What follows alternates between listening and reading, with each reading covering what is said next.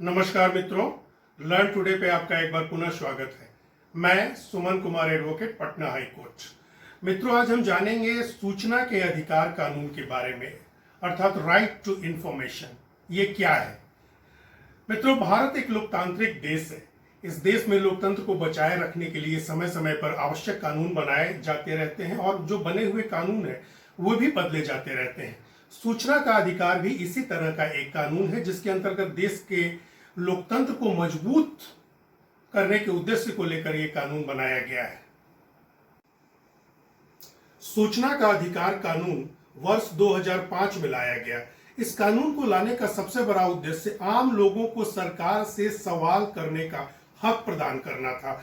इस कानून की सहायता से कोई भी आम नागरिक, कोई भी आम व्यक्ति किसी भी सरकारी कार्यालय में आरटीआई का एक एप्लीकेशन देकर के, सूचना के अधिकार का एक दरखास्त देकर के किसी भी तरह की जानकारी को प्राप्त कर सकता है।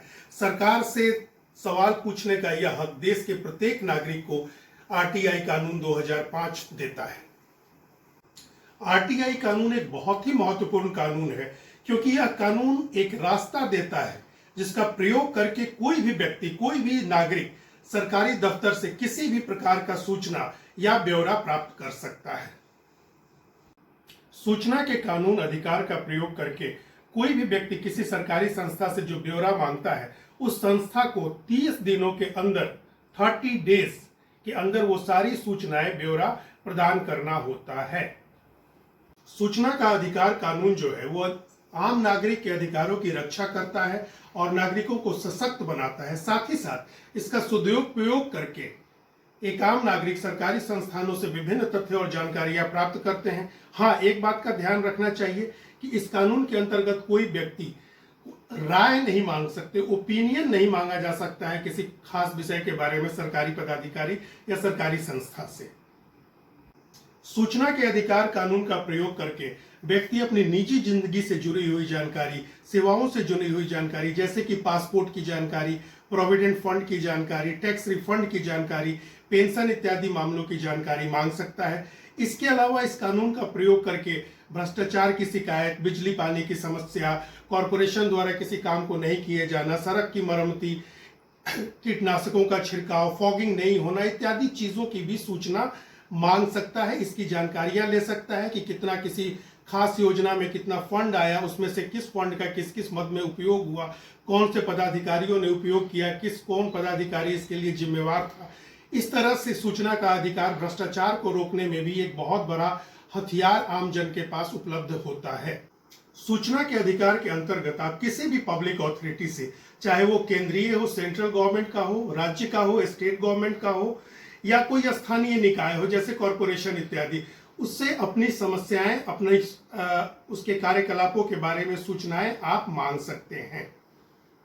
सूचना के अधिकार कानून से हालांकि कुछ संस्थाओं को अलग रखा गया है। सूचना के अधिकार का कानून का सेक्शन 24(1) यह कहता है कि सिक्योरिटी एजेंसीज और इंटेलिजेंस एजेंसीज इस कानून के दायरे में नहीं आते।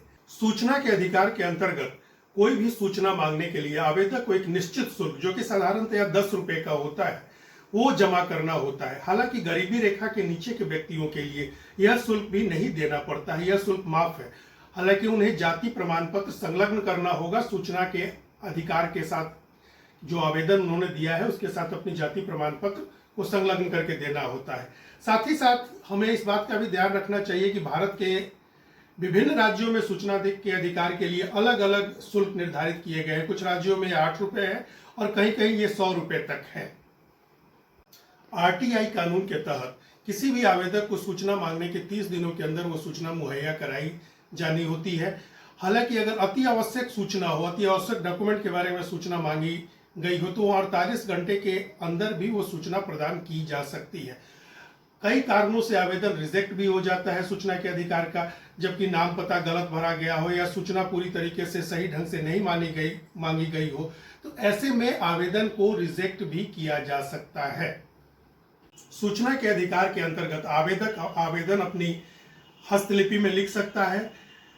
इसके लिए ऑनलाइन सैंपल्स भी भारत सरकार की ओर से मुहैया कराए गए हैं जो कि उपलब्ध हैं नेट पे, जिससे आप लेकर के लिख सकते हैं। साथ ही साथ अगर आपको ज़्यादा परेशानी हो रही है तो आप सक्षम अधिकारी की भी, सूचना अधिकारी की भी मदद ले सकते हैं सूचना के अधिकार का एप्लीकेशन लिखने के लिए।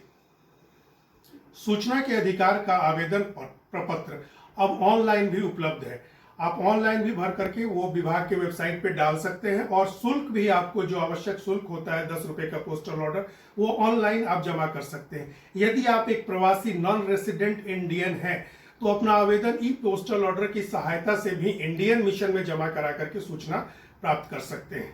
तो मित्रों, ये थी सूचना के अधिकार के बारे में जानकारी। आप किसी भी कार्यालय में अगर उसमें भ्रष्टाचार या कुछ और पाते हैं, या आपकी निजी जिंदगी से संबंधित कुछ जुड़े काम नहीं हो पा रहे हैं, तो आप सूचना के अधिकार का उपयोग कर सकते हैं और अपना काम करवा सकते हैं। धन्यवाद। आशा करते हैं आपको हमारी यह वीडियो पसंद आई होगी। हमारे चैनल लर्न टुडे को सब्सक्राइब करके बेल बटन ज़रूर दबाएं एवं इस वीडियो को लाइक करना एवं अपने दोस्तों और परिवार के साथ शेयर करना ना भूलें। हमें कमेंट्स करके अपने सजेशंस भी दें। धन्यवाद।